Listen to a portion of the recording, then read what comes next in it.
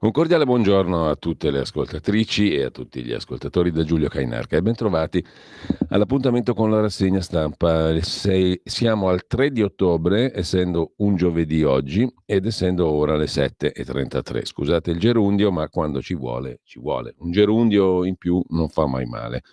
Un gerundio al giorno toglie il medico di torno, dicevano gli antichi, mentre vi ricordo il sito di radiolibertà.net e la pagina Facebook di Radio Libertà per gli aggiornamenti e i palinsesti di giornata.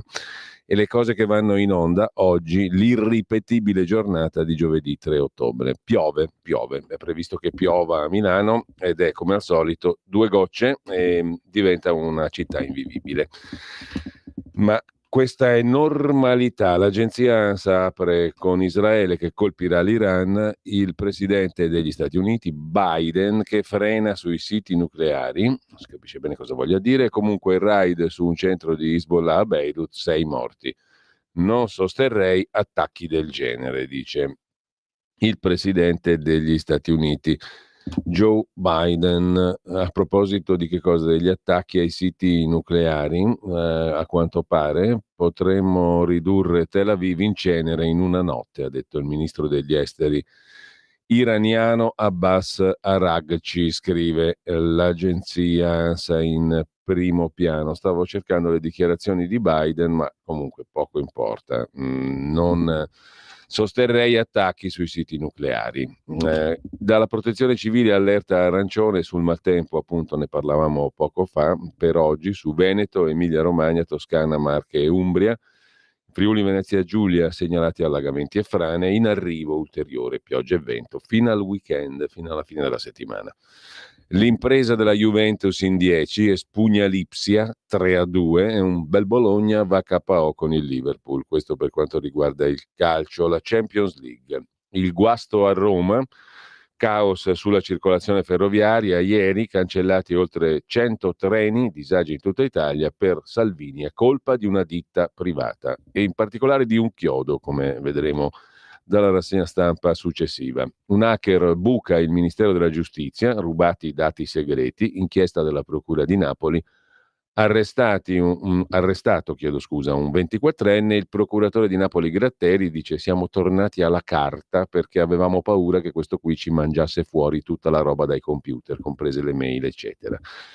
Turisti andate a casa, uno sfregio sulle 3 cime di Lavaredo contro il sovraffollamento turistico, la scritta sulla roccia dove furono scoperte le impronte di un dinosauro, il quale non può più incazzarsi ovviamente oggi, mentre sempre dalla prima pagina home page dell'ANSA, Stati Uniti 2024, Harris-Kamala perde i sindacati, in calo di 10 punti rispetto a Biden. Nel 2020, fa sapere la CNN, è la peggior performance in una generazione per un candidato del Partito Democratico. Roba brutta per Kamala Harris. In primo piano ancora sull'ANSA di stamani, corteo pro-Palestina a Roma, sistema di sicurezza pronto per la manifestazione, il sottosegretario Mantovano annunzia sono stati alzati i livelli. E ancora dal primo piano dell'agenzia ANSA di stamani per la pagina di politica, le opposizioni contro Salvini per il caos treni, il chiodo, il cavo e tutto il resto, venga in aula e si dimetta.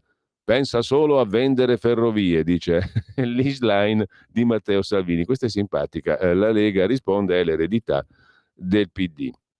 Vediamo un po' meglio cosa ci racconta l'agenzia ANSA. Stefani, l'opposizione va all'attacco di Matteo Salvini per il guasto alla linea ferroviaria sul nodo di Roma. Il ministro Salvini non si occupa di far funzionare le ferrovie, pensa solo a come venderle.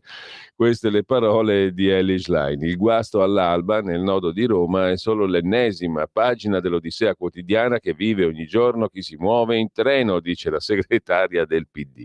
Mentre 5 Stelle, Italia Viva e Alleanza Verdi Sinistra, l'ineffabile duo Bonelli Fratoianni, arrivano a chiedere un passo indietro per il ministro dei trasporti. Dalla Lega rispediscono le accuse al mittente, al PD. Sul caos treni di oggi la verità è solo una: gli italiani pagano anni e anni di malgoverno del Partito Democratico. È colpa di quelli che c'erano prima, po' farbacco. Quando hai un ministro che si occupa di trasporti 2 o 3 ore al mese, e l'affondo dei 5 Stelle in Commissione Trasporti. Le conseguenze sono queste. Salvini tolga il disturbo, è inadeguato al ruolo che ricopre. Il capogruppo del PD al Senato, Francesco Boccia, il gentil consorte della ormai conduttrice televisiva di scarso successo, Nunzia, cos'è che si chiama lei? Non me la ricordo più, l'ex ministra di Forza Italia, chiede che il titolare del MIT, il Ministero delle Infrastrutture e dei Trasporti, cioè il signor Salvini, riferisca sull'accaduto. Forse sarebbe il caso che il ministro, invece di preoccuparsi di Pontida e di fare sui social gli auguri ai nonni, a cui va tutto il nostro affetto, peraltro, dice il signor Nunzia Girolamo, ecco chi era, il marito di Nunzia Girolamo, venisse in Parlamento a spiegare la situazione. Il riferimento è alla polemica social che ha investito Salvini dopo il suo post di auguri per la festa dei nonni. Si è messo una fotografia dove lui era con 4 nonni, li ha avuto la fortuna, giustamente è una fortuna di conoscerli tutti, Matteo Salvini, i suoi 4 nonni, mentre si avvertivano i primi effetti del guasto alla linea ferroviaria. Diversi i commenti ironici, scrive l'agenzia ANSA Stefani, che rimandavano al caos dei treni. Probabilmente prima di arrivare a destinazione diventerò nonno anch'io, scrive un utente. Ma davvero, scrive un altro, col caos a Termini e Tiburtina, migliaia di passeggeri infuriati e tu fai il post sui nonni? Alla richiesta di avere Salvini in aula si accode il segretario di Più Europa, Riccardo Maggi, eccetera, eccetera. I deputati salviniani in Commissione Trasporti alla Camera chiedono che i vertici di Rete Ferroviaria e Trenitalia riferiscano in Commissione Trasporti. Se ci sono stati errori di un'impresa privata che nulla hanno a che vedere con l'impegno enorme profuso dal ministro Salvini per investire sulle infrastrutture del Paese e ammodernare una rete obsoleta, è giusto che venga chiarito la responsabilità di questa impresa privata e del famoso chiodo. Chi ha messo il chiodo? Un dipendente dell'impresa privata? Che impresa privata è? Chi è costui? È giusto che venga chiarito per dissipare ogni dubbio su quanto successo questa mattina, dicono i deputati della Lega in Commissione Trasporti. Conviene anche Fabio Raimondo, capogruppo di Fratelli d'Italia. Dalla maggioranza interviene anche Maurizio Lupi, presidente di Noi Moderati, per segnalare che guasti, ritardi, interruzioni delle linee ferroviarie sono troppo frequenti per essere fisiologici o casuali. A questo punto è necessaria una riflessione del ministro Salvini, dice Lupi, serve un piano straordinario per la manutenzione. Così l'agenzia ANSA Stefani riassume tutta la questione del Salvini, del chiodo, del treno, dei ritardi e compagnia cantante. Lasciamo con un'ultima notizia l'agenzia ANSA, ma poi la riprendiamo da un articolo del Corriere della Sera. Ministero dell'Economia e Asterion offrono 700 milioni per Team Sparkle, che è una società molto importante, poco conosciuta ma molto importante, di Telecom. Il Ministero dell'Economia e delle Finanze, insieme con Retelit, controllata da Asterion Industrial Partners, ha presentato questo pomeriggio, cioè ieri, un'offerta a Telecom per acquistare l'intero capitale di Sparkle. La proposta in esclusiva di acquisto è pari a 700 milioni di euro. Team Sparkle è la società di Telecom che gestisce i cavi sotterranei che permettono le comunicazioni tra i continenti e gran parte del traffico internet. È una rete strategica quella di Team Sparkle. Con questo lasciamo il primo piano dell'agenzia ANSA, niente di interessante su Dagospia, sugli spioni di Dagospia. Andiamo a vedere le prime pagine dei quotidiani. Come da rassegna stampa che si rispetti, prima pagina di Avvenire, il quotidiano di ispirazione cattolica, diplomazia e preghiera, il titolo d'apertura, il Papa indice una giornata di digiuno per il 7 ottobre. Domenica a Santa Maria Maggiore l'invocazione della pace. Dopo i missili di Teheran, Israele prepara la reazione militare e attacca le Nazioni Unite. Guterres, fa sapere Israele, è persona non grata. Ancora in prima pagina su Avvenire, sinistra, destra, complottisti, torna a crescere l'antisemitismo. Il governo ridisegna i flussi di migranti, il Consiglio dei Ministri approva il decreto flussi, un testo bifronte, scrive il quotidiano cattolico, che da un lato innova e rende telematiche le procedure per l'ingresso di lavoratori stranieri, assegnando 60 giorni di tempo a chi resta senza contratto e dando più tutele a chi denuncia i caporali. Ma dall'altro irrigidisce le norme sull'asilo, prevede il controllo dei cellulari dei migranti e sanzioni per gli aerei delle organizzazioni non governative. Un testo bifronte. Lasciamo Avvenire. Vediamo come ce la mette il Corriere della Sera in prima pagina. Battaglia mortale in Libano. Hezbollah uccide 8 soldati israeliani.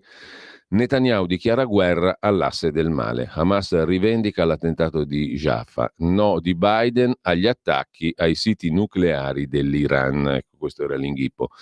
In prima pagina sul Corriere della Sera, poi l'Iran che ha ancora tante carte da giocare secondo Guido Olimpio. Netanyahu che può usare 007 e virus contro l'Iran secondo il generale Camporini. I pubblici ministeri che dicono che all'Inter i controlli erano carenti, il Milan, la Calabria nel bar della curva, i milanisti sono tutti indranghetisti, la faccio breve, la faccio corta, comunque l'inchiesta ultra di San Siro va avanti e poi c'è il nome di Pino Caminiti, accusato anche di omicidio. Il re dei parcheggi dello stadio Meazza nel 92 per la procura uccise un luogotenente di Francis Turatello, Ciumbia. Intercettato, il 54enne ha raccontato lui stesso fasi e movente del delitto insoluto da 32 anni. Ora gli arrestati, interrogati, tacciono. All'Inter i pubblici ministeri contestano di aver favorito colposamente persone sotto accusa per gravi reati. Per la politica politicante italiana, veti 5 Stelle, tensioni nel PD, Schlein dice testa alle urne. Bellissimo questo titolo che si capisce niente. In prima pagina sul Corriere della Sera c'è poi la questione del duello infinito fra Renzi e Conte, anche questo è molto appassionante, e poi i treni in tilt a Roma. Sarebbe stata tutta colpa di un chiodo piantato per errore su un cavo. Da qui il caos infernale che ieri mattina ha bloccato Stazione Termini e paralizzato il traffico treni in tutta Italia. Convogli soppressi, ritardi, sospetto di un attacco hacker, l'opposizione contro il ministro, ma Salvini dice deve andare via chi ha sbagliato. Siamo appesi a un chiodo, moraleggia da par suo nel suo caffè di prima pagina sul Corriere della Sera Massimo Gramellini. Ogni governo ha la sua dannazione, quello in carica è ossessionato dai treni, il Freccialollo con le fermate personalizzate, il pasticcio di Ferragosto con i lavori programmati sui binari proprio la settimana dell'esodo. Insomma, Salvini ha addossato la colpa a una ditta privata, a un chiodo piantato in un cavo, ma intanto una cosa è certa, conclude impareggiabilissimamente Gramellini, se è vero che ai tempi del Duce i treni arrivavano in orario, questo è il governo più antifascista della storia. Ridere a crepapelle nelle indicazioni di sceneggiatura. Lasciamo il Corriere della Sera e andiamo al Fatto Quotidiano di Marco Travaglio. Apertura con la foto di Carletto Mezzolitro, come lo ha simpaticissimamente ribattezzato il direttore del Fatto, cioè il dottor Carlo Nordio, ministro della giustizia e di grazia anche in Italia. Il ministero di Nordio in mano a un hacker. Cyber insecurity, bucati anche Ministero dell'Interno, Guardia di Finanza e 5 procure. È peggio di Striano, sentenzia inappellabilmente, come suo costume, il Fatto Quotidiano. A Napoli la procura fa arrestare a Roma un 24enne. Temendo di essere indagato, il ragazzotto spiava i server dei pubblici ministeri e delle forze dell'ordine. Siamo messi male, molto male, signora mia. L'intero Ministero di Giustizia sotto il controllo di un pirlotto di hacker di 24 anni che ha bucato anche il Viminale. E 5 procure. Il pirata, il pirlotto in questione, scaricava fascicoli segretissimi. È stato tradito da un sito porno perché a furia di consultare fascicoli giudiziari gli è venuta una voglia. È andato sul sito porno e l'hanno beccato. Pensa un po' che storia appassionante. Nelle sue mani aveva l'intero Ministero della Giustizia, neanche ma neanche un centimetro ne aveva trascurato, ce l'aveva tutto in mano. Il Ministero ovviamente, sia ben chiaro. E ciò dimostra ancora una volta la vulnerabilità della difesa informatica dello Stato. Per fortuna Carmelo Miano, questo è il nome del ragazzotto, del pirlotto che dir si voglia, non risulta essere una spia o un terrorista, visto che a soli 24 anni ha tecnicamente posto sotto il suo potenziale controllo l'intero novero dei sistemi informatici serventi le funzioni giudiziarie e amministrative erogate dal Dicastero, come si legge nell'ordinanza di arresto. Di mortacci sua. Ha tecnicamente posto sotto il potenziale controllo suo, del pirlotto, l'intero novero dei sistemi informatici che servono, cioè serventi, le funzioni giudiziarie e amministrative erogate dal Ministero. Cioè al Ministero in mano il pirlotto, come si legge nell'ordinanza di arresto. Insomma, un ragazzo, scrive il Fatto Quotidiano, Ha bucato i server di almeno 5 procure, Ministero dell'Interno, Guardia di Finanza, e ha messo sotto controllo tutto il comparto informatico del Ministero di Giustizia, con tutte le possibili conseguenze del caso, visti gli atti segretissimi, scrive il Fatto Quotidiano, conservati in quegli archivi digitali. A quanto pare l'ha fatto solo per interessi personali, perché temeva di essere indagato. Ma se l'intera Italia è a disposizione di un pirlotto qualunque di 24 anni, siamo messi benissimo. È evidente che o non è così o siamo messi veramente male. Scegliete voi quale vi piace di più, tanto è tutto falso. Tutto quello che leggiamo sui giornali è falso. Andiamo avanti. La prima pagina della falsità, c'è la verità, ma c'è anche la falsità, naturalmente, tra le testate da noi più consultate. Anzi, la falsità è quella che le riassume tu, perché voi non sapete, dietro le quinte, che in realtà il proprietario dei giornali è uno solo e ha registrato la sua società come La Falsità. La falsità controlla tutti i giornali italiani, comunque si chiamino. Noi non lo sapevate, ve l'ho svelato io. In limine mortis rassegne e stampe, mentre sempre dalla prima pagina del Fatto Quotidiano il PD si sveglia, incredibile, ha scritto così il Fatto Quotidiano in prima pagina, ma i suoi atlantisti tifano per Tel Aviv. Conte, due punti, virgolette, noi presi in giro dai Dem, dal PD, e la Raggi applaude Conte. Anche questo è un titolo che fa vibrare l'interesse di tutti i lettori, mentre attenzione, qua c'è della malversazione e riguarda la Lega anche in Umbria. Treno ad alta velocità, una fermata pro Tesei, la governatrice leghista dell'Umbria, che fa litigare le destre. A pagina 6 ci racconta tutto il Fatto Quotidiano con Nicola Borzi. No, quello è il disastro del chiodo e compagnia. E la stazione da Carlo Di Foggia si occupa dell'assist alla presidente leghista umbra Donatella Tesei, che a novembre si gioca la riconferma alle regionali. Ma anche un potenziale mega affare per un privato, Bonifiche Ferraresi, colosso agricolo, salottino finanziario molto legato alla Coldiretti, prima associazione agricola, la più cara al melonismo di governo. Cosa è successo? La decisione del Ministero delle Infrastrutture, sempre dell'orrido Salvini, di voler costruire a Creti, nell'Aretino, la nuova stazione dell'alta velocità denominata Medio Etruria, è una vicenda fantoziana. Addirittura, sentiamo un po' cosa ci racconta il Fatto. Il sindaco, no, prima di tutto Matteo Salvini. Matteo Salvini ha annunciato a sorpresa martedì la nuova stazione alta velocità Medio Etruria a Creti, in quel di Arezzo. E il primo effetto è stato quello di scatenare il fuoco amico. Il sindaco di Arezzo, Ghinelli, centrodestra, ha tuonato contro questa scelta definita irrazionale che taglierebbe fuori il comune e l'Alta Val Tiberina.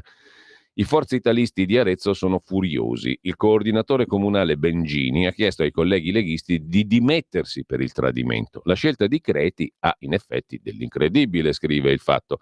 La decisione è arrivata dal tavolo tecnico convocato al Ministero delle Infrastrutture, che ha scartato altre 4 alternative, ma non piace a Regione Toscana, che a quel tavolo siede, e senza il cui ok, ricorda l'assessore ai trasporti Baccelli, non si fa nulla. Per il Ministero invece di Salvini, Creti è la soluzione migliore. Sarebbe la soluzione migliore, per citare, sarebbe invece, al contrario, per Lega Ambiente, una cattedrale nel deserto. 100 milioni di spesa, oltre 10 anni di lavori, 20 ettari consumati, un bacino d'utenza ridotto in un'area senza interscambio ferro-ferro, raggiungibile solo con piccola strada statale, quindi sprovvista dell'accesso capillare che serve per l'alta velocità. È una scelta incomprensibile, dice al Fatto Quotidiano l'assessore Forza Italia ai trasporti al comune di Arezzo Stefano Baccelli, che annuncia il no anche della regione. No, scusate, l'assessore Baccelli è assessore ai trasporti della regione, quindi del PD, della giunta Giani. No della regione. La stessa rete ferroviaria italiana, Società delle Ferrovie per i Binari, aveva indicato come più vantaggioso il potenziamento di Arezzo, poi ha cambiato idea a sorpresa. Creti è la soluzione preferita dall'Umbria e qui c'è il favore alla Tesei, secondo il Fatto. L'Umbria è a guida leghista, si vota a metà novembre. Te capì? Scrive il Fatto Quotidiano in prima pagina, proprio così, scrive te capì, mentre lasciamo la prima pagina del Fatto Quotidiano e andiamo a vedere il giornale. Il giornale apre col chiodo. Il chiodo ferma l'Italia e non scaccia alcun altro chiodo. E attenzione, ha fermato l'Italia e basta. caos sui binari, 100 treni bloccati per un errore, Salvini promette chi ha sbagliato pagherà. Italia spezzata in due per colpa di un chiodo. Allora siamo messi così. Questo è un paese molto interessante. Un pirlotto qualunque ti può tenere in scacco informatico tutta l'Italia. Un chiodo pure.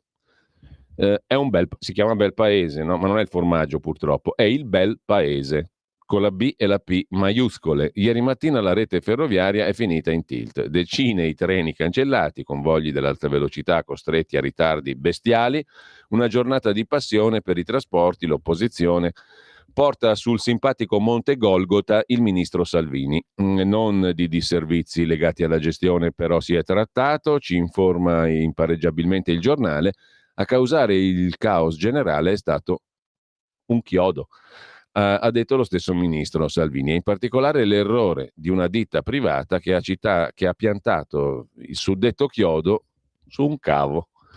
Quindi, se io pianto un chiodo su un cavo, posso paralizzare l'Italia. E se mi intrufolo in un computer, se sono un minimo capace di usare il computer come un coglione qualunque, blocco l'Italia, spio tutta l'Italia, altro che Striano. Striano è un deficiente, un cretino, un cucù. Mentre sempre dalla prima pagina del giornale, Grillo furbetto, sfrutta la norma contestata dai 5 Stelle e risparmia il 7%. Grillo ha utilizzato una legge varata dal governo italiano a proprio beneficio. Pensa un po', una notizia incredibile, mentre Striano spiava anche il Carroccio migliaia di dossier sulla Lega. Lo vedremo poi più in dettaglio l'articolo di Luca Fazzo. Tra le altre questioni, Microsoft investe 4 miliardi e 300 milioni in Italia dopo l'incontro con Giorgia Meloni, così diventeremo un hub digitale. Insomma, stiamo diventando una colonia americana molto interessante, peraltro, con prospettive di sviluppo non indifferenti, perché Elon Musk adesso ci porterà qui un sacco di soldi. Microsoft ci porterà qui un sacco di soldi, il fondo BlackRock pure ci porterà qui un sacco di soldi, quindi niente male. Il futuro si prospetta molto più roseo di quanto non ci si immagini, perché gli americani vengono qui a portarci una quantità enorme di quattrini e di sviluppo. Non male, non male per niente. Attendete e vedrete i frutti. Sempre dalla prima pagina del giornale, linea dura sul corteo pro Hamas, il ministro Piantedosi, il ministro dell'Interno, ribadisce il no, manifestazione di sabato, per rischi all'ordine pubblico. Decreto flussi, stop al caporalato, approvato in Consiglio dei Ministri il decreto sui flussi dei migranti, per le famiglie 10.000 badanti e appunto stop al caporalato. Questo è il punto che fa il giornale. L'allarme dei pubblici ministeri, l'Inter finanziava il Mondo Ultra, l'indagine sulle curve. Andiamo a vedere anche il Tempo, il quotidiano diretto da Tommaso Cerno apre con il caso degli spioni, su cui sta battendo da giorni. Così Striano e compagnia nascosero ai pubblici ministeri i dossier illegali su Berlusconi. Dalle carte dell'indagine l'appunto con le segnalazioni di operazioni sospette a Berlusconi, ma spariscono le spiate per fermare la corsa al Quirinale di Silvio Berlusconi. E sempre dal primo piano del quotidiano romano, il Tempo, il decreto flussi, abolito il click day per il lavoro, controlli tecnologici sugli sbarchi. Senza reddito di cittadinanza sale l'occupazione, aveva ragione il governo, titola ancora il Tempo, e poi Elkann si salva se torna a investire sul Made in Italy, scrive Bruno Villois in prima pagina. Da Termini a Tiburtina stop ai treni, Italia spaccata in due, l'Odissea di Roma nel giorno del caos. Lasciamo il Tempo, andiamo a vedere la prima pagina di Repubblica. Binario morto è il titolo funereo d'apertura del quotidiano diretto da Maurizio Molinari, il giorno nero delle ferrovie. Guasto elettrico a Roma, spacca l'Italia, cancellati centinaia di treni, ritardi, disagi. Salvini in Parlamento dice la causa un chiodo piantato su un cavo. Le opposizioni accusano il ministro, si dimetta. L'autorità dei trasporti critica Ferrovie dello Stato, la rete è usurata. Sono migliaia gli stop ed ergo quindi migliaia i chiodi, diciamo così, per usare la metafora. Lasciamo la prima pagina di Repubblica perché non c'è tanto altro, Campo Largo, Gelo di Schlein e compagnia cantante, piazze pro Palestina, i fan del 7 ottobre, bla bla bla, è tutto un bla bla bla. La Stampa apre la sua prima pagina con il patto Biden-Netanyahu, fermare l'asse del male. Morti 8 soldati israeliani in Libano. Hamas rivendica l'attentato a Jaffa. Meloni convoca il G7. Possibile la soluzione diplomatica, dice il presidente del Consiglio italiana. Mentre l'Italia va in tilt dei treni per colpa di un chiodo, a terra in 500.000 danni per 40 milioni. E sempre dalla prima pagina della Stampa di oggi c'è una notizia curiosa in tema di autonomie regionali. Il Trentino boccia la riforma Valditara. La riforma sul voto in condotta del ministro dell'istruzione e del merito, Giuseppe Valditara, è stata rinviata a Roma, al mittente, dall'assessora all'istruzione della provincia autonoma di Trento, Francesca Gerosa, esponente di Fratelli d'Italia, partito della Presidente del Consiglio, Giorgia Meloni. La cosa incuriosisce, giustamente direi, la Stampa in prima pagina. Il Trentino boccia la riforma Valditara sulla questione del voto in condotta. Non recepiremo la legge voluta dal ministro. Per la maggioranza l'ultima grana arriva dalla scuola. C'è l'intervista sulla Stampa a Francesca Gerosa, vicepresidente della provincia di Trento e assessora all'istruzione. Il nostro sistema è diverso, qui noi siamo autonomi. Preferiamo educare piuttosto che sanzionare. L'obiettivo però è sempre contrastare la violenza. Non abbiamo il voto in condotta. Il nostro sistema è più ampio e parla di capacità relazionale. Il Trentino non recepirà il disegno di legge Valditara sul voto in condotta. Potete farlo come provincia autonoma? Chiede Benedetta Centin. Risponde la vicepresidente trentina. In tema di valutazione, la legge provinciale consente che i sistemi statale e provinciale possano presentare aspetti divergenti e demanda al regolamento provinciale il raccordo delle rispettive previsioni, cioè possiamo fare quello che ci pare, in sostanza, dicono a Trento. E sempre dalla prima pagina della Stampa, il buongiorno di Mattia Feltri, chiedo scusa, Massimo Gramellini l'abbiamo visto prima, ce l'ha con Salvini, ma ce l'ha con Salvini anche il figlio di Vittorio Feltri, Mattia, in prima pagina sulla Stampa. In sostanza, a dare tutta la colpa a un poveraccio che di notte ha piantato male un chiodo, scrive Mattia Feltri, non è da ministri, ma da giocatori di biglie. Qual è Salvini? Lasciamo con ciò la prima pagina della Stampa, andiamo a vedere La Verità, che come sapete abbiamo scoperto è posseduta dalla falsità, così come tutti i quotidiani italiani che fanno parte della defungenda stampa italiana. Sharia nei municipi italiani, accettato il ripudio islamico, basta una parola ripetuta 3 volte per scaricare moglie e figli. Insomma, siamo in un'Italia che neanche il Corano. Un uomo del Bangladesh divorzia, tra virgolette, dalla consorte, che picchiava e insultava, perché pretende di uscire di casa da sola.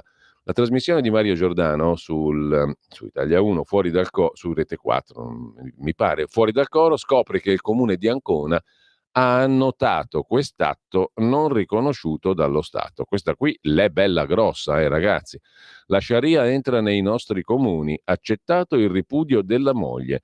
Una signora di origini bengalesi racconta a Fuori dal coro che il marito ha sciolto le nozze unilateralmente con rito islamico e l'atto discriminatorio verso le donne è stato annotato all'anagrafe del comune di Ancona. L'uomo è stato denunciato anche per maltrattamenti. Secondo l'avvocato della consorte, con la decisione del sindaco si è violata la parità. Dice la leghista Cisint, europarlamentare, ex sindaca a Monfalcone, anche da noi qualcuno ci provò. Dicemmo di no, ricordando che qui siamo in Italia. Secondo me una roba del genere non può avere nessun diritto di cittadinanza in un'anagrafe comunale, però insomma voi se la raccontano qualcosa di vero ci sarà. Forse, mentre sempre dalla prima pagina della Verità, Maurizio Belpietro, 2 anni di Meloni, intesa come il cognome della Presidente del Consiglio ovviamente, non il frutto, e l'Italia va alla faccia dei gufi. Altro che isolamento, andiamo benone. Da Agnelli a Elkan, ovvero l'involuzione della specie e i sindacati muti, scrive Paolo Del Debbio, gli arabi che tifano Israele contro l'Iran, evidenzia Claudio Antonelli, le monarchie del Golfo e il mondo sunnita non difendono l'Iran. Sauditi e alleati spingono per un indebolimento iraniano. Biden a Netanyahu: non colpire per favore i siti nucleari, chiede Biden al presidente, al premier anzi israeliano. Sempre dalla Verità, cos'è che abbiamo di interessante? Sono un idiota, ha detto Walz, Vance è più abile di Trump, vince la sfida dei candidati vicepresidenti negli Stati Uniti. se ne occupa Stefano Graziosi. Il delfino Vance, che sarebbe il delfino di Trump, va meglio di Trump stesso e il vice di Kamala si autodefinisce un idiota. Buona prova del repubblicano al dibattito tra running mates. Walz cade sui flop di Kamala Harris, la distanza degli operai, le gaffe sulla Cina, eccetera. E sempre dalla prima pagina della Verità, dalle curve sotto indagine spunta un altro omicidio, quello che abbiamo detto, del 92. L'ex GIP di Milano Salvini dice era tutto noto, Guido Salvini, ma nessuno si è mosso. Forse alcune morti, Boiocchi Bellocco, si potevano evitare. Paese bloccato da un chiodo, scrive anche La Verità in prima pagina, cancellati 100 treni e poi Milano pronta a dire addio alla privacy dei cittadini. Attenzione, il Comune di Milano vuole mettere in campo un radar dotato di intelligenza artificiale per spiare gli automobilisti e beccare chi è al volante con uno smartphone. Un'idea copiata dall'Australia che lascia molti dubbi in caso di errore e in termini di legalità.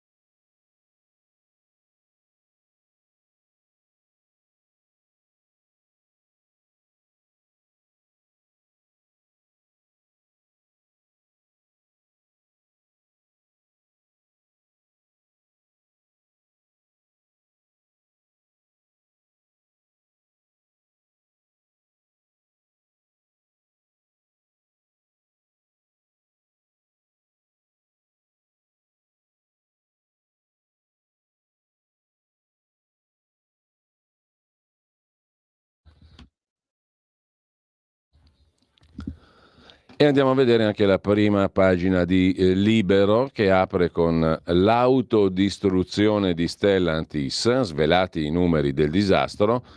Il pezzo è di Attilio Barbieri: produzione di auto in Italia in calo del 40,7% in un solo anno. A Torino si arriva a meno 68%, a rischio decine di migliaia di posti di lavoro. Tutti gli stabilimenti sono in profondo rosso. Svelati i veri numeri del disastro Stellantis, un dossier della FIMCISL. Da gennaio produzione di veicoli giù del 40 e passa per cento rispetto al 23.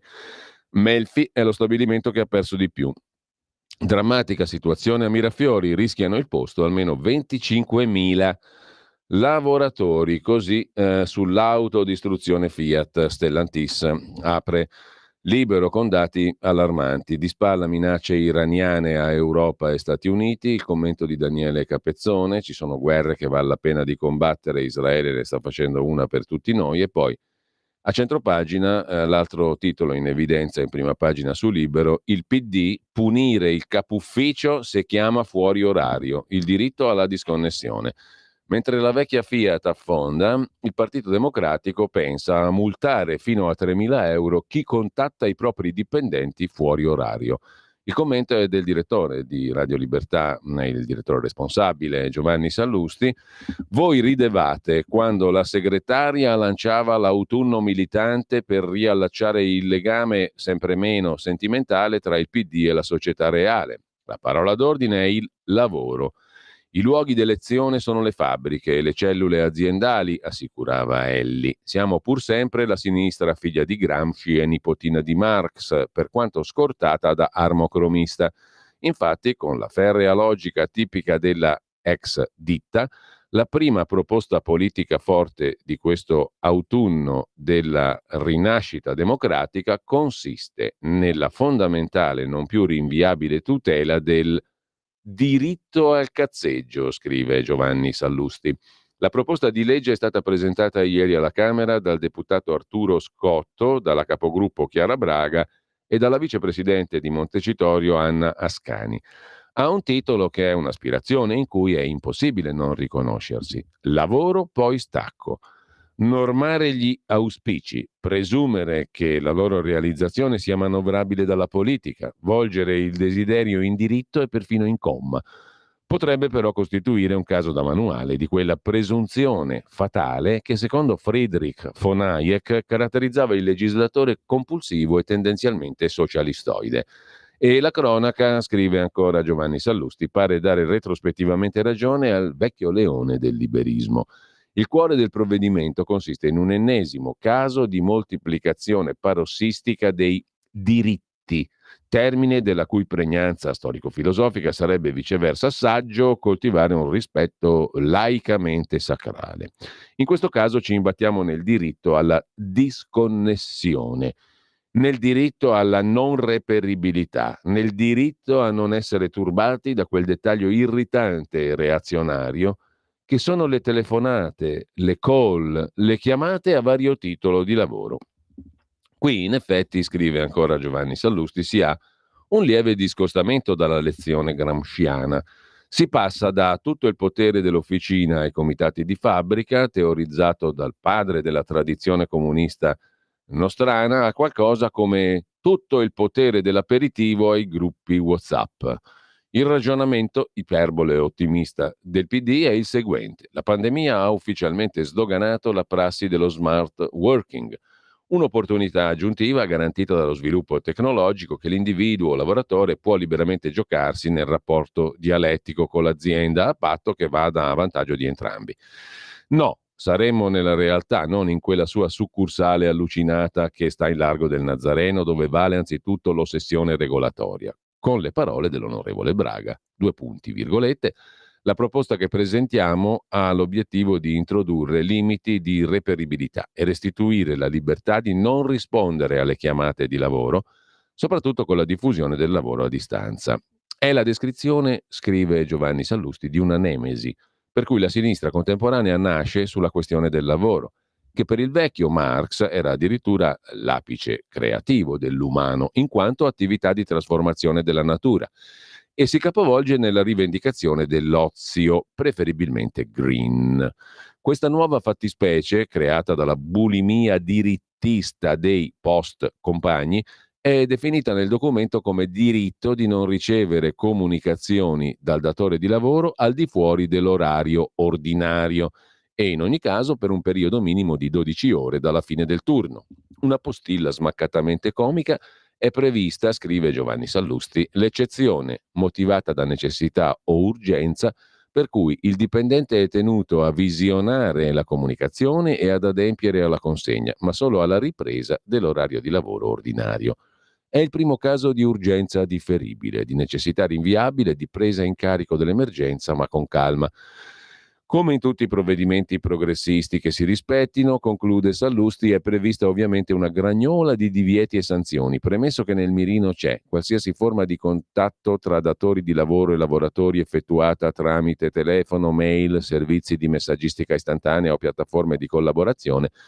Le aziende o i dirigenti che violassero il diritto umano alla disconnessione si vedrebbero recapitare una multa da 500 a 3.000 euro per ogni dipendente importunato. Del resto, come ha ricordato Braga, l'Unione Europea nel 21 ha riconosciuto il diritto alla disconnessione come fondamentale e ha invitato la Commissione ad attuare una direttiva. E te pareva, commenta Sallusti. Vuoi che il PD non si allinei prontamente al dirigismo eurocratico con aggiunta di italianissime sanzioni? Ma le parole più solenni, quelle di Anna Ascani, ha detto: è una battaglia che allargheremo a tutto il Parlamento, perché lavoro poi stacco è un provvedimento di civiltà che deve diventare legge il prima possibile. Ecco, conclude Giovanni Sallusti, se il PD ogni tanto staccasse un attimo dalle proprie battaglie di civiltà, azzardiamo che il paese reale non avanzerebbe obiezioni. Insomma, che roba è questa cosa qui, come vuole il Partito Democratico, di introdurre limiti di reperibilità? Il lavoratore deve essere sempre reperibile. Altro che non ricevere comunicazioni dal datore di lavoro fuori dall'orario ordinario e in ogni caso per un periodo minimo di 12 ore dalla fine del turno. Quando hai finito il turno devi essere reperibile, giustamente. Mentre lasciamo la prima pagina di Libero, Un attimo solo, vediamo se c'è altro di interessante. Nervi tesi in segreteria del PD, Letta in rotta con Elly Schlein scappa a Madrid, questione interessantissima. E poi Francesco Specchia sul flop di Amadeus. Il programma rischia, ascolti al 2,8% del programma di Amadeus sulla rete 9, spostamento di orario in vista. Chiude la prima pagina di Libero, un intervento di Naftali Bennett, ex primo ministro israeliano: l'Iran è debole, colpiamola subito e facciamo la storia, scrive su Libero l'ex premier israeliano, che ha postato ieri su X, l'ex Twitter, questo pezzo, appunto questo commento. È stato primo ministro di Israele nel 21-22, leader delle formazioni Yamina e Nuova Destra, è uno dei maggiori leader conservatori dello Stato ebraico. Detto questo, andiamo a vedere la prima pagina di Italia Oggi. Successioni semplificate, l'argomento di apertura, il decreto, poi a pagina 24 i dettagli, che introduce l'autoliquidazione dell'imposta, l'esclusione di alcune donazioni, fiscalità agevolata sui trasferimenti d'azienda. Questioni molto tecniche che riguardano il decreto legislativo che sarà pubblicato oggi in Gazzetta Ufficiale sulle successioni aziendali, l'autoliquidazione dell'imposta di successione e tante altre cose che riguardano professionisti e imprenditori. Ma in taglio alto c'è un titolo che riguarda invece una questione molto più ampia: sperimentato un supermissile cinese in grado di colpire con precisione ogni punto degli Stati Uniti. Questo lo vediamo dopo, nell'ambito dei 3 articoli per il sito di Radio Libertà. Intanto l'Iran ha osato troppo, ora siamo alla svolta decisiva, la guerra con Israele è inevitabile, titola ancora in prima pagina il quotidiano diretto da Pierluigi Magnaschi. Chiudere i conti con l'Iran è il desiderio che circola nell'establishment politico-militare di Israele dopo il tentativo della teocrazia di compiere un massacro di civili tramite un colossale attacco con centinaia di missili balistici. Teheran ha dimostrato il volto di attore destabilizzatore della regione, capace solo di sviluppare strategie belliche per devastare i nemici, rifiutando i percorsi di pace. Ha commesso un errore strategico l'Iran, dettato dalla frustrazione per la disarticolazione delle sue milizie operata da Gerusalemme, senza riuscire a conseguire alcun risultato. L'Iran, insomma, ha osato troppo, l'ha fatta grossa e adesso sono affari suoi, oltre che nostri, mentre sempre dalla prima pagina di Italia Oggi il commento diritto e rovescio del direttore, il corsivo sempre sulla questione iraniana. Col bombardamento di martedì sera, scrive Magnaschi, Teheran ha servito a Israele su un piatto d'argento l'occasione storica per disarticolare la piovra iraniana che da 45 anni predica odio verso l'Occidente e soprattutto verso Israele, che vorrebbe spazzar via dalla faccia della terra, che ha armato e istruito Hamas, Hezbollah, gli Houthi, i gruppi armati in Siria e Iraq. Gli Ayatollah, che hanno dichiarato di essere in guerra con Israele, hanno legittimato la reazione israeliana. L'obiettivo minimo sarà quello di distruggere i siti nucleari iraniani per impedire che questo paese si doti dell'atomica, destabilizzando ulteriormente il mondo arabo e mettendo a rischio la sua stessa sopravvivenza. L'obiettivo massimo, conclude Magnaschi, potrebbe essere quello di dare una spallata tale che permetta alle opposizioni di affossare il regime teocratico. Non sarà facile, ma fino a che non si arriverà a tanto, il Medio Oriente non avrà pace, scrive in prima pagina Italia Oggi, su Italia Oggi il direttore Pierluigi Magnaschi, giusto appunto. Ma poi vi proporrei sul tema della guerra, ve lo propongo subito, un gran bel editoriale che uscirà su zafferano.news, il settimanale creato da Riccardo Ruggeri. In guerra non c'è il pareggio, sarebbero gradite umanità e buonsenso. E cosa osserva, cosa scrive Riccardo Ruggeri all'alba dei suoi magnifici 90 anni? Dobbiamo vincere perché non abbiamo altra scelta. Questa è la frase che il premier israeliano Netanyahu usa da dopo il 7 ottobre 2023. Questo mantra, negli ultimi 2000 anni, è stato ripetuto da un'infinità di leader, scrive Ruggeri. A proposito di frasi mantra, recentemente ho apprezzato la risposta che il generale israeliano Herzl Halevi, capostaff dell'esercito, ha dato ai diplomatici americani che protestavano per le troppe vittime civili a Gaza. Tutto quello che facciamo lo abbiamo appreso nelle vostre accademie militari, quelle americane. Lo stesso Halevi, il generale israeliano, ricorda quando, giovane allievo in una prestigiosissima accademia militare americana, aveva chiesto al generale docente: quante vittime civili ritenete giustificate nella caccia al nuovo capo di Al-Qaeda, al-Zarqawi? Fu liquidato dal generale americano con una risposta molto secca: non capisco la domanda. Per carità di patria, osserva Ruggeri, immagino che il generale israeliano abbia evitato di citare, a fronte dei 2408 americani massacrati a Pearl Harbor dai giapponesi, quanti milioni di giapponesi furono uccisi, atomiche di Hiroshima e Nagasaki comprese. Molto meno diretta, più elegante, ma altrettanto chiara la proposta del piano della vittoria di Volodymyr Zelensky, che già nel titolo contiene sia l'obiettivo che la decisione. Stante che l'Ucraina è stata invasa dai russi, questo non poteva essere un piano di pace, infatti lo chiama piano della vittoria. In guerra si vince o si perde, non c'è pareggio. Però, scrive Riccardo Ruggeri, uno Stato senza le atomiche non può vincere contro uno Stato, la Russia, dallo sterminato arsenale atomico. Quindi deve cercare di coinvolgere nella guerra alleati disponibili a farlo, che però siano anche potenze atomiche. Per l'Europa, in questo senso, contano soltanto Francia e Regno Unito. È il disegno che giustamente persegue Zelensky. Stati Uniti, Regno Unito, Francia accetteranno questa logica? Logicamente, appunto, l'Ucraina contro uno Stato che ha le atomiche come la Russia deve avere dalla sua Stati che hanno le atomiche. America, Stati Uniti, Regno Unito, Gran Bretagna, cioè e Francia.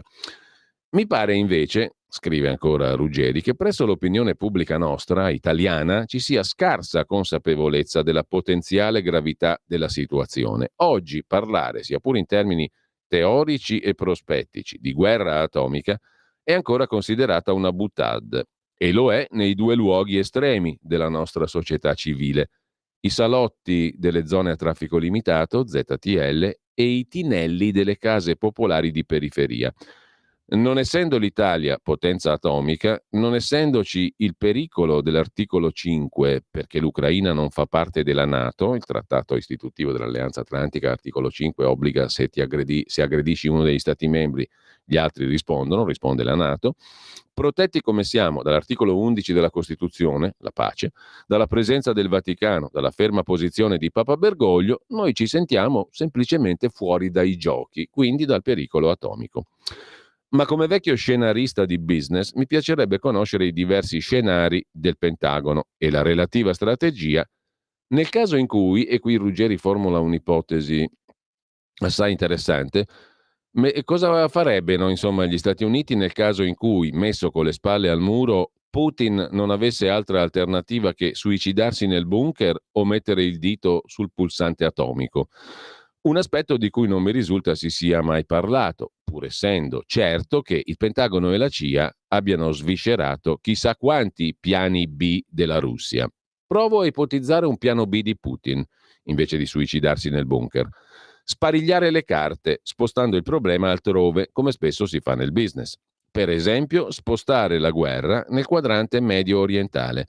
Piuttosto di suicidarsi nel bunker o di premere il pulsante atomico lui, Putin potrebbe informare gli Stati Uniti della sua decisione di fornire un pacchetto di atomiche all'Ayatollah Ali Khamenei, naturalmente per la difesa iraniana antisionista.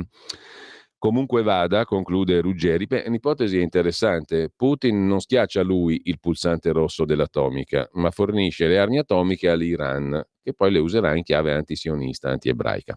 Comunque vada, conclude Ruggeri, Zafferano.news, che tristezza, siamo all'inizio del terzo millennio, 400 anni dopo la speranzosa pace di Westfalia, e oltre 8 miliardi di persone a est come a ovest, a sud come a nord, sono governati da elite speculari nelle loro miserabili incapacità di farli uscire dallo schema perverso e ignobile della guerra, che ormai è dimostrato nulla risolve ma tutto distrugge. Così Riccardo Ruggeri, Zafferano.news. Intanto noi torniamo alle prime pagine, c'è da vedere la prima pagina del Sole 24 Ore di Confindustria, il giornale di Confindustria che si occupa della Sicilia, 2 milioni di persone senza acqua. La crisi idrica è sempre più grave in Sicilia, con 2 milioni di cittadini coinvolti. La pioggia delle scorse settimane insufficiente a preoccupare la diga Ancipa sui Nebrodi.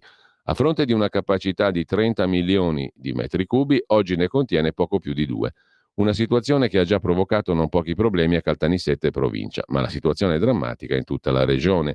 Il piano Pozzi e Autobotti, avviato dalla Protezione Civile, ha portato ben pochi benefici. Così sul Sole 24 Ore, poi c'è la presa di posizione del presidente di Confindustria Orsini, che ha incontrato ieri a Bruxelles la presidente del Parlamento europeo Roberta Metsola.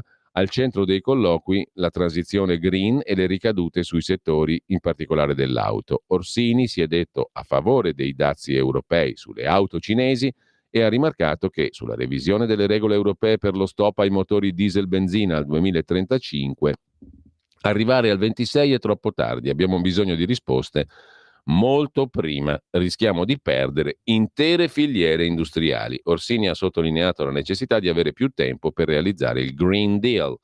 Apprezzamento per l'indicazione di Fitto a commissario europeo. Vediamo anche la prima pagina del quotidiano dell'editore svizzero Carlo De Benedetti, il Domani, apertura su Netanyahu, i falchi americani e i sunniti che vogliono l'escalation contro l'Iran, ma anche un altro simpatico titolo a centro pagina. Quando c'era lui, i treni erano in ritardo e lui è Matteo Salvini, ministro dei trasporti da 2 anni. Viaggiare in Italia non è mai stato così difficile. Colpevolizzare solo il leghista è uno sbaglio, ma le sue scelte e politiche infrastrutturali sono fallimentari. Poi ha approvata una norma ad hoc per lo stipendio del presidente di Finlombarda, amico di Giorgetti. Butta là il Domani.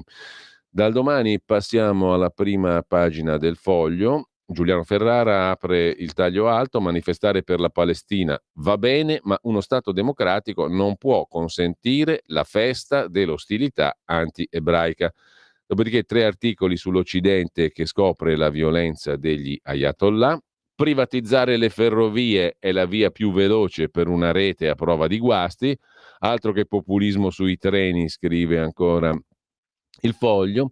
Nord, nodi, anzi non nord, i nodi ferroviari fuori controllo. Il caos alle stazioni di Roma nasce dalla volontà di rimandare scelte inevitabili, secondo il Foglio in prima pagina. Poi abbiamo la Lollo University, gli amici del ministro Lollobrigida presentano emendamenti per la ricerca ma vengono bocciati dal Ministero dell'Economia. Lollo ricercatore, Lollobrigida PhD, scrive Carmelo Caruso. Il ministro della Cultura Giuli si laurea, Lollobrigida ricerca, cerca di prendere per il naso il Ministero dell'Economia. La storia, la matricola, lo studente del dottor Lollo, Luca De Carlo, presidente della Commissione Agricoltura al Senato, ha presentato un emendamento al decreto Omnibus. C'entra come i cavoli a merenda e infatti il Ministero dell'Economia lo ha bocciato. Non ci sono coperture. A cassare l'emendamento il presidente della Commissione Bilancio Nicola Calandrini di Fratelli d'Italia. So capito poco, però insomma è andata male al ministro Lollobrigida, quello l'abbiamo capito. Giornata nera per Salvini, causa guasto, 100 treni cancellati, ritardi di 4 ore e poi lasciamo la prima pagina del Foglio. A proposito di Salvini, sul Corriere della Sera in cronaca bergamasca, servizi segreti a Pontida sono quelli dell'Ungheria. Arriverà Orban, Viktor Orban.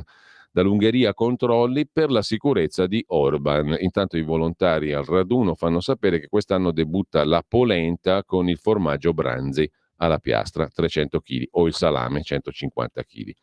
E lasciata questa curiosità, sulla Gazzetta del Mezzogiorno c'è invece l'annuncio, anzi 2 pagine e in apertura in prima pagina la notizia, di un'inchiesta che riguarda i clan del Mar Ionio, un blitz tra Taranto e Scanzano Ionico in Basilicata. Scattano 21 fermi tra i clan Scarcia e Scarci, indagato anche un sindaco leghista, scrive il quotidiano La Gazzetta del Mezzogiorno. Per la direzione distrettuale antimafia di Potenza, quella composta dalle famiglie Scarci di Taranto e Scarcia di Scanzano Ionico nel Materano, è una confederazione mafiosa composta da due famiglie. Obiettivo il dominio sulle acque e le attività del litorale lucano.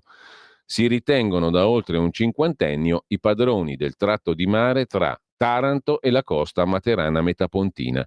A suggellare la fusione dei due gruppi criminali, secondo gli inquirenti, la Procura distrettuale di Potenza Francesco Curcio, il sostituto dell'antimafia di Potenza Piccinini e i sostituti distrettuali De Nozza, Masecchia e Marano, è stata la costituzione nel 18 della cooperativa Nereide, unico punto di interazione tra le due compagini, due famiglie, un unico clan. Scattano 21 fermi. Indagato anche un sindaco leghista, scrive il quotidiano.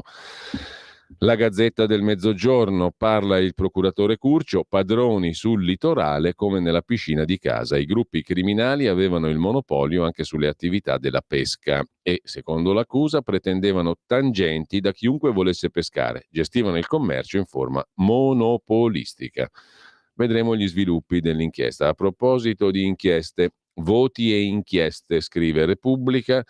Nel dorso palermitano tutte le grane di Salvini in Sicilia. Il caso San Martino, ultima tappa del viaggio accidentato della Lega nell'isola, fra RAS del consenso eclissati, guai giudiziari e commissari. Altri due sindaci del Carroccio sotto inchiesta per rapporti con mafia a Tremestieri Etneo e Cerda. I dubbi sulla mobilitazione per l'ultima udienza di Open Arms. L'ex fedelissimo Cantarella dice: abbiamo imbarcato chiunque, questi sono i frutti. È una cosa non nuova, ma Repubblica ci soffia sopra ancora. Mentre sul caso Montante, ve lo ricorderete, Antonello Montante, Confindustria, paladino dell'antimafia, condannato in appello a 8 anni, rinviata al 30 ottobre la decisione della Corte di Cassazione. Mentre a proposito di criminalità, vi segnalo anche su Repubblica, ma in edizione barese, un bell'articolo di Benedetta De Falco e Chiara Spagnolo sulla Movida. Si discute molto di movida criminale a Bari in queste settimane alla luce di alcuni episodi di cronaca e alcune inchieste e fatti di polizia. I gestori dei locali hanno paura. Qui i ragazzi girano armati come nel Far West. I due gruppi rivali coinvolti nell'omicidio a Molfetta, dove è stata ammazzata l'esponente di una famiglia mafiosa, erano in centro poco prima. Ma non si tratta di un caso isolato. Tensione altissima. Da mesi, racconta Repubblica Bari, ci sono persone che si presentano armate nei locali dell'Umbertino e di Madonnella. Da mesi la questione è stata portata all'attenzione delle forze dell'ordine da parte di alcuni gestori di attività commerciali. La consuetudine dei giovanissimi a Bari di andare in giro armati durante le serate è il segreto di Pulcinella, lo sanno tutti nei quartieri della Movida. Pochissimi parlano, anche le denunce si contano sulle dita di una mano, perché tengo alla mia vita, dice il proprietario di un locale che vuole rimanere anonimo. Così non denuncio. Tutti sono preoccupati perché molti dei giovani che vanno in giro con la pistola sono rampolli dei clan mafiosi più pericolosi di Bari. Così su Repubblica. Bella l'Italia. Pausa.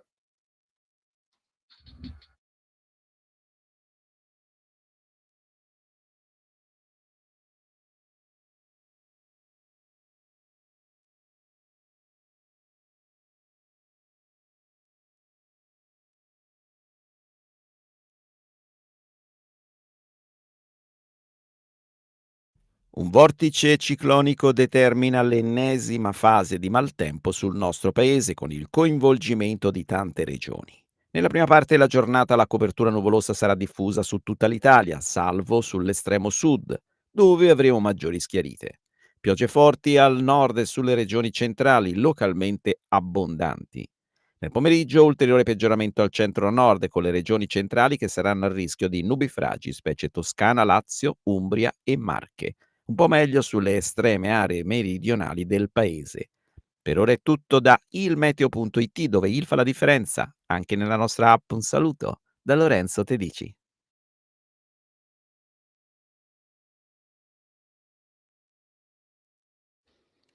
Allora, tra le altre questioni di oggi, poi torniamo sugli articoli principali, i 3 per il sito e via dicendo, comunque vi segnalo sul Corriere del Veneto, in primissimo piano, pagina 2, pagina 3, Il negoziato che prende il via tra il Veneto e l'Italia per l'autonomia regionale. Filtrano le prime richieste. Oggi la regione è convocata dal ministro Calderoli. Commenta il presidente Zaia. Ora entriamo nello specifico. La regione chiede un fondo di previdenza integrativa e welfare per i suoi dipendenti. La legge Calderoli, scrive il Corriere della Sera, non pone limiti temporali per la durata del negoziato fra Stato e Regione. Una volta raggiunto l'accordo su un'intesa preliminare, il Consiglio dei Ministri approva. Viene chiesto il parere della conferenza unificata. Entro 90 giorni le Camere si esprimono sull'intesa preliminare. Entro 45 giorni il Consiglio dei Ministri stila l'intesa definitiva, che poi la Regione approva. A quel punto, approvazione definitiva in Consiglio dei Ministri con un disegno di legge a cui si allega l'intesa e il Parlamento deve votarla con il 50% più 1. Mentre il Corriere del Veneto interpella Mario Bertolissi, giurista, costituzionalista, esperto di autonomia, troppe contraddizioni, ecco perché la Corte Costituzionale boccerà il referendum per abolire la legge Calderoli. È una legge a contenuto costituzionale. Il quesito referendario ha per oggetto temi multipli, non è omogeneo e per questo la Corte lo boccerà, prevede il professor Bertolissi. Lasciamo il tema autonomia. Dalla pagina economica del Corriere della Sera c'è questa storia di Microsoft. Dopo Larry Fink, dopo le promesse anche di Elon Musk, dopo Larry Fink, che è il capo del grandissimo fondo di investimento statunitense BlackRock, tocca al presidente Microsoft, Brad Smith, varcare la soglia di Palazzo Chigi e incontrare Giorgia Meloni. La visita di ieri però è diversa da quella di BlackRock. Se BlackRock voleva consolidare i rapporti con Meloni nell'ottica di aumentare gli investimenti in Italia, nel caso Microsoft l'operazione è già stata chiusa, tanto che il colosso fondato da Bill Gates è pronto a investire 4,3 miliardi di euro nei prossimi 2 anni per potenziare la propria infrastruttura italiana di data center, hyperscale, cloud e di intelligenza artificiale.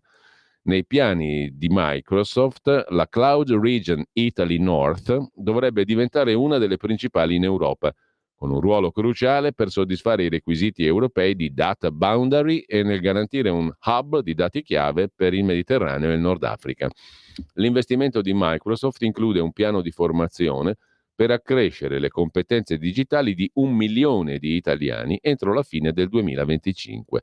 Una nota del gruppo precisa che l'espansione dei data center di Microsoft nel nord Italia sarà combinata all'impegno per fornire competenze legate all'intelligenza artificiale, supportando la crescente domanda di servizi cloud basata sull'intelligenza artificiale e rispondendo alle esigenze delle organizzazioni che ricercano maggior produttività e innovazione.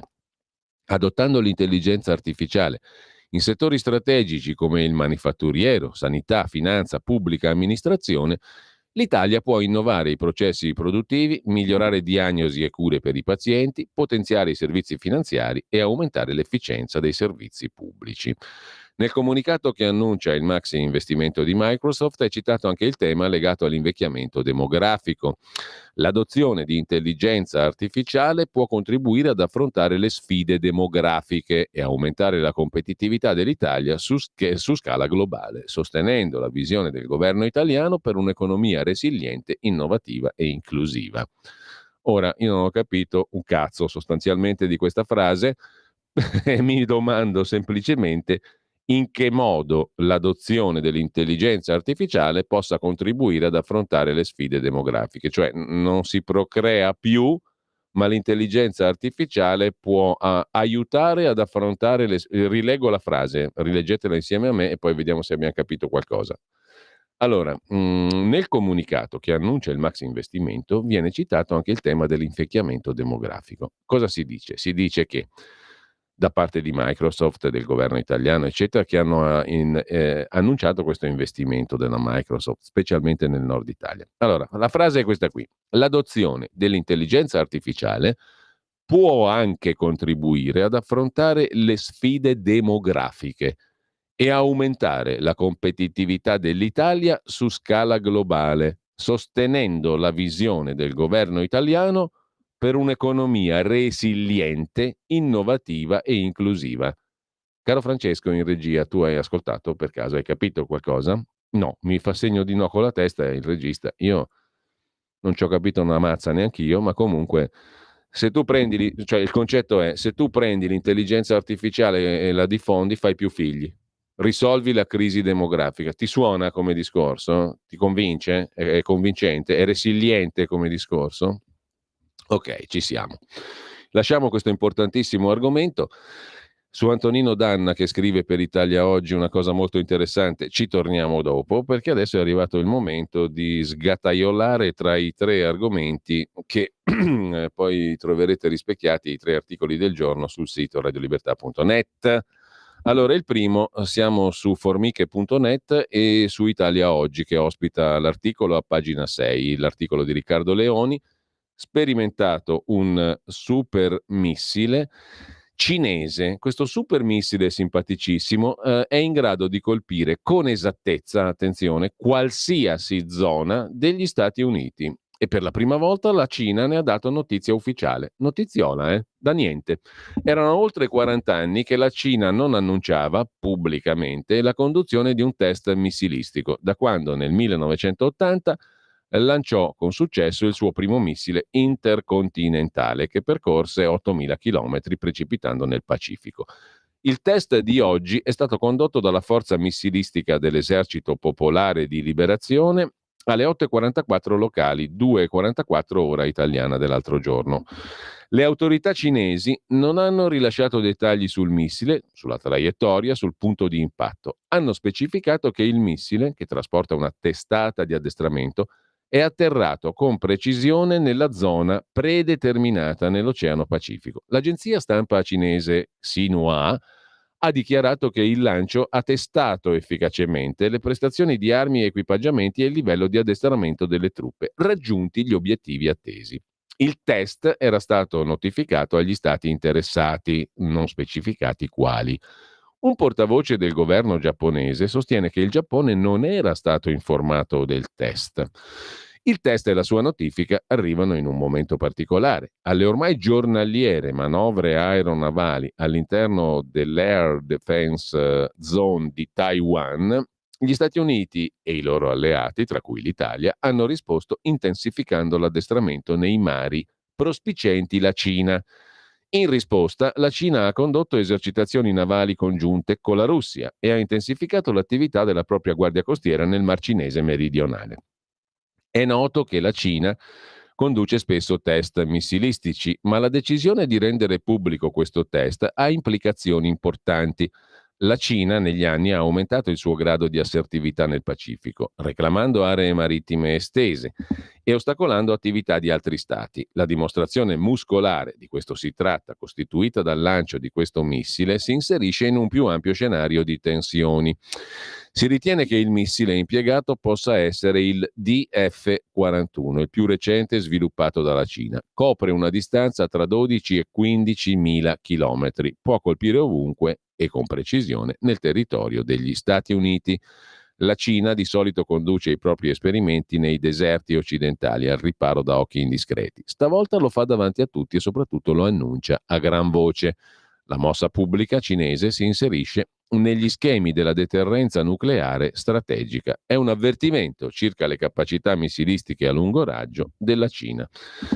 Sperimentato il supermissile cinese in grado di colpire con esattezza qualsiasi zona degli Stati Uniti. Secondo articolo, invece, cambiamo completamente argomento, è Luca Fazzo sul Giornale, pagina 12, migliaia di dossier sulla Lega di Salvini, la conferma nelle carte della Procura di Perugia. Una furia quasi maniacale per cercare di incastrare la Lega, un comportamento al limite dell'ossessivo. Nelle nuove carte trasmesse dalla Procura di Perugia al Parlamento emerge in maniera sconcertante l'accanimento con cui Pasquale Striano, il tenente spione in servizio alla Procura Nazionale Antimafia, ha compilato dossier illeciti a carico del partito di Matteo Salvini. Chi ha potuto leggere le carte, scrive Luca Fazzo sul Giornale, parla di decine di esponenti della Lega e di società nell'orbita del partito messe sotto tiro da Pasquale Striano, Guardia di Finanza. Per ognuno degli obiettivi vengono effettuate decine, a volte centinaia di accessi illeciti e questo è l'aspetto inspiegabile. Un totale di migliaia di file sottratti alle banche dati alle quali Striano aveva accesso. È il risultato del lavoro di scavo in profondità compiuto dalla Procura di Perugia su tutte le attrezzature informatiche in uso a Striano. Nella prima fase dell'indagine, a venire alla luce era stata solo una prima parte degli accessi compiuti da Striano sugli esponenti di vertice del Carroccio, come i tesorieri di Rubba e Manzoni. Dai computer del finanziere il materiale veniva girato ai giornalisti amici, l'Espresso e poi il quotidiano Domani. Già allora era abbastanza chiaro che la solerzia di Striano andava al di là del consueto rapporto tra fonte e giornalisti, ma la Lega appariva come una delle tante vittime dell'attenzione di Striano. Ora invece, davanti a quanto contenuto nelle 10.000 pagine inviate da Cantone alla Commissione antimafia, il sospetto diventa una certezza. Striano ha lavorato per mesi al confezionamento dei dossier sulla Lega e solo una minima parte dei documenti è stata passata ai giornalisti. Non si parla più di favori agli amici, ma di un ordine preciso, ricevuto dall'alto, cioè indagare sulla Lega, ed eseguito con scrupolo. Troppi episodi gravissimi di sapore eversivo li aveva definiti la Lega quando era ancora solo la prima parte degli accessi a essere nota. Ora lo scenario si fa ancora più grave. Si capisce perché Matteo Salvini ha lanciato la richiesta di una commissione parlamentare di inchiesta sul caso dei dossier e degli spioni, proposta già avanzata dal ministro Nordio. A scavare, nel frattempo, la commissione antimafia, che da 2 settimane ha a disposizione queste 10.000 pagine allegate dalla Procura di Perugia alla richiesta di arresto per Striano e per il suo ex capo Antonio Laudati. Oggi l'antimafia fa un passaggio importante, l'audizione di Giovanni Russo, attualmente capo del Dipartimento Penitenziario, all'epoca dei dossier in servizio alla Direzione Nazionale Antimafia. Russo è in questo momento sotto tiro da parte del Movimento 5 Stelle, che dice che su tutto il lavoro di Laudati c'era la vigilanza di Russo. Il 5 Stelle lo prendono di mira per togliere l'attenzione da Federico Cafiero De Rao, che della Direzione Nazionale Antimafia era il capo e oggi è deputato grillino e vicepresidente dell'antimafia. Cafiero De Rao si rifiuta di farsi da parte. Oggi potrebbe presenziare all'interrogatorio del suo ex collega Russo, a meno che non decida di avere altri impegni. Luca Fazzo sul Giornale. Il terzo articolo è un'intervista che compare sul dorso milanese di Libero, a pagina 37, a un ebreo libanese che vive a Milano. L'estremismo distrugge le vite. Noi ebrei libanesi viviamo nella paura. A Milano qualcosa è cambiato, i nostri ragazzi hanno il terrore di camminare per strada. Albert Muhadab, ebreo libanese trapiantato a Milano. 6 figli, una moglie di origine egiziana. Sono tra i più giovani della mia famiglia. In Libano ero ancora un bambino, prima del 75, e la vita era molto bella, ricorda Muhadab. Era un'isola felice, il crocevia di tante culture, il popolo più avanzato del Medio Oriente. Si conviveva in maniera pacifica, religione cristiana, ebraica, musulmana. C'era un rapporto di rispetto altissimo, la violenza non esisteva. In quei tempi a Beirut potevi lasciare la macchina aperta per strada, non succedeva nulla. I problemi sono iniziati con gli amici di Arafat, racconta questo cittadino milanese ebreo libanese a Libero. Non me ne sono andato, sono stato costretto a fuggire. Dal 75 fino ad oggi sono passati 50 anni e siamo nella stessa guerra iniziata con gli amici di Arafat. Tanti ebrei sono andati in America, in Canada, in Svizzera, in Israele, in Francia, hanno lasciato il Libano. Noi siamo arrivati qui a Milano. Pensavamo di starci qualche mese. Sono attaccato a Milano, dice il signor Muhadab.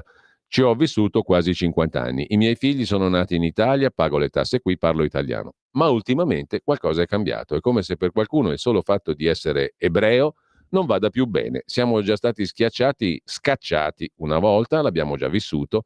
Non torniamo indietro, per favore. Mi spiace che i miei figli debbano avere le stesse paure che provavo io nel 75. Ci sono ragazzini nella nostra comunità che hanno paura a camminare per strada e mentono sulla scuola che frequentano.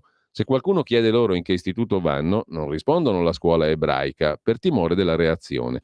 Non è giusto e c'è anche un gioco politico da interrompere. Pensi a tutti quelli, in stragrande maggioranza di sinistra, che vanno in TV o nelle piazze e raccontano sempre la stessa storia. Mi scusi, ma a questa gente non sarebbe il caso di chiedere una volta per tutte, ma voi, al posto nostro, cosa fareste? Se ogni giorno su Milano piovessero 200 missili, anziché pontificare nei talk show, fareste nulla? Le dico di più, per me dire morte all'ebreo in piazza Duomo non è libertà di espressione. Il pluralismo, il dibattito civile, l'odio, i propal che fanno baccano per un esercito. A Milano sono diventati ormai pane quotidiano. Sono sicuro che la maggior parte degli italiani, dice il signor Muhadab, non la pensi così, ma ci sono anche loro, come c'è l'ipocrisia dell'Occidente che chiede il cessate il fuoco, ma solo agli ebrei. Perché non lo chiedono all'Iran? È un grande momento di speranza, non mi fraintenda, conclude Muhadab, ma appena è stata data la notizia della morte di Nasrallah in questo caso, il mio pensiero è stato che finalmente si apriva una possibilità per un futuro di pace con il Libano.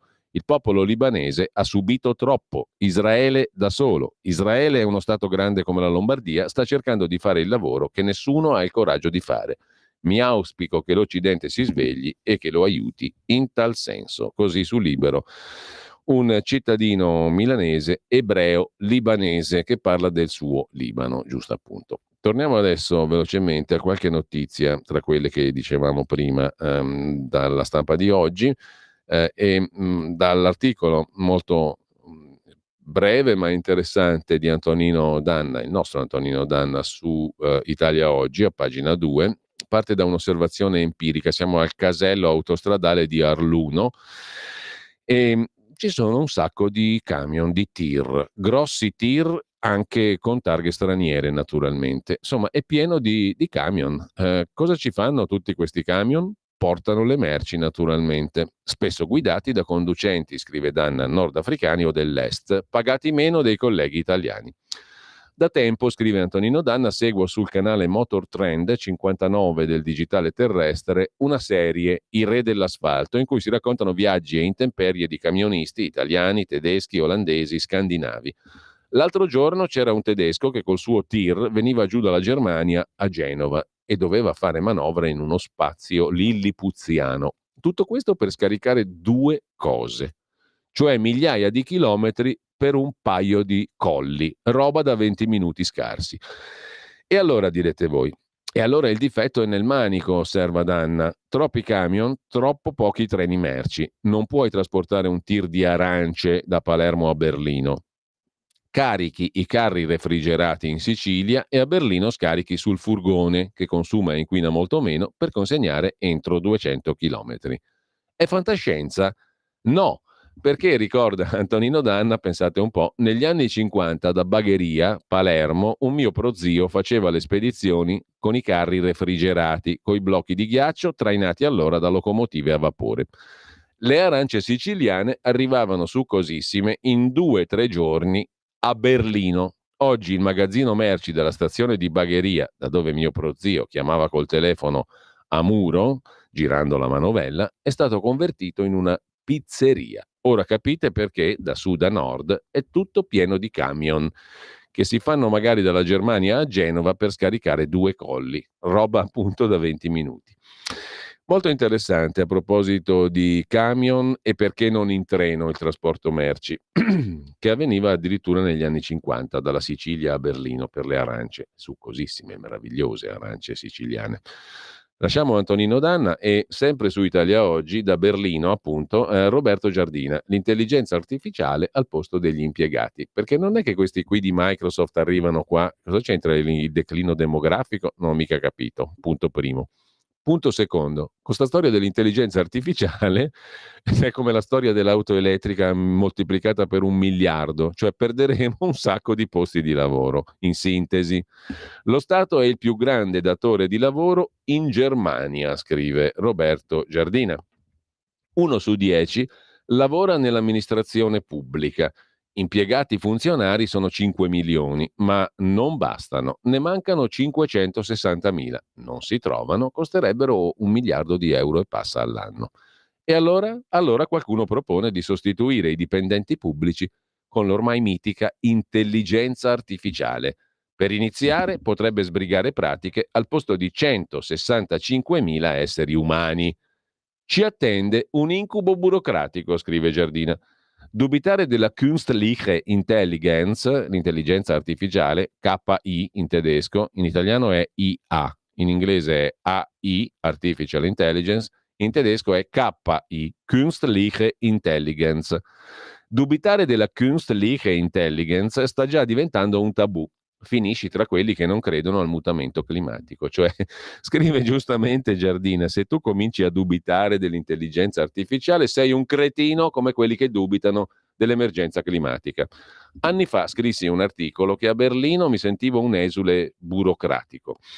I tedeschi criticavano la loro burocrazia, a me sembrava invidiabile in confronto a quella italiana. Il mio elogio della burocrazia tedesca venne tradotto dalla rivista dei Beamte, i funzionari pubblici, che si sentivano rincuorati dal giudizio di uno straniero, sia pure italiano.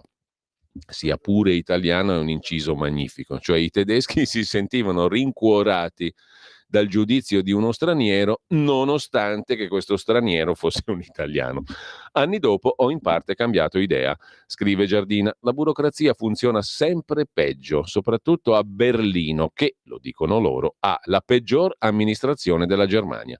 Nella capitale ogni quartiere ha il suo Bürgeramt, cioè l'ufficio municipale che si occupa dei cittadini. Il mio si trovava in uno dei pochi palazzi sopravvissuti alla guerra, che aveva l'aspetto di una chiesa gotica, un falso architettonico. Gli impiegati erano troppi? Il giorno che volli cambiare la mia patente cartacea col tesserino di plastica, all'ingresso mi fermò gentilmente il portiere. Qual era il mio problema? Mi indirizzò nella sala giusta e mi disse che dovevo farmi fotografare da una speciale macchina. Gettai 8 euro nell'apparecchio che era parlante, mi consigliò come mettere la testa, mai soddisfatto. Poi andai a una cassa. L'impiegata controllò la minuscola foto, in cui ero irriconoscibile, e mi indirizzò in un'altra stanza. Mi attendeva un'altra impiegata che misurò la foto con un righello. Non andava bene, mi restituì 8 euro, tornai alla macchina. Infine la foto superò l'esame e la patente con un supplemento di 3 euro mi fu spedita a casa. Dipendenti superflui? Oggi il vecchio Bürgeramt è chiuso, si trova in un centro commerciale. Se ho un problema devo prendere un appuntamento online, lista d'attesa 3 mesi. Tutti i problemi dovrebbero essere risolti sempre online, parlando con un computer. Gli impiegati diminuiscono, lo Stato non risparmia e tutto funziona peggio. Sempre tempo fa, mentre ero alla cassa del supermercato, si guastò il computer. La ragazza disperata. 3,80 euro più 4,50 euro? Quanto fa? 8,30 le dissi. E lei mi guardò stupefatto. Ma come ha fatto? Oggi dovrei aspettare o rinunciare all'acquisto perché la cassiera non potrebbe accettare il mio conto manuale. Leggo che in luglio, per il caos mondiale provocato da una società americana, un aereo da Venezia per Pantelleria è partito vuoto perché non si potevano accettare i passeggeri senza l'assenso del computer. In questi anni si sono moltiplicate leggi e norme burocratiche, scrive ancora Roberto Giardina su Italia Oggi. Un buon terzo sono inutili. Ma come in Italia, anche in Germania non si riesce ad abolirle. Ogni tentativo finisce con introdurre altre complicazioni kafkiane. L'intelligenza artificiale sarà più rapida, anche più spietata, perché non potrà che rispettare il sistema burocratico creato dalla mente umana. In Germania esiste ancora la Kulanz, che in italiano suona male. È il piccolo margine di libertà lasciato agli impiegati, che possono fare una piccola eccezione per te. Ma è necessario parlare con un impiegato, non dialogare con un computer. Sarò prevenuto e antiquato, scrive e conclude Roberto Giardina. Ho l'impressione che gli specialisti della tecnologia elettronica cambino di continuo per dimostrare che sono necessari. Fino a ieri, per selezionare un file e salvarlo sul desktop, bastavano 2 clic. Con il Word aggiornato sono diventati 4. Un giornale a cui ero abbonato ha cambiato layout, impaginazione. Era elegante e funzionale. Il giorno dopo non sono più stato riconosciuto come abbonato. Ho protestato, mi hanno mandato 3 pagine di istruzioni incomprensibili. Non sono mai riuscito a parlare con un essere umano. Dopo un mese ho disdetto l'abbonamento. Ovviamente, per colpa mia, conclude sarcasticamente Roberto Giardina su Italia Oggi.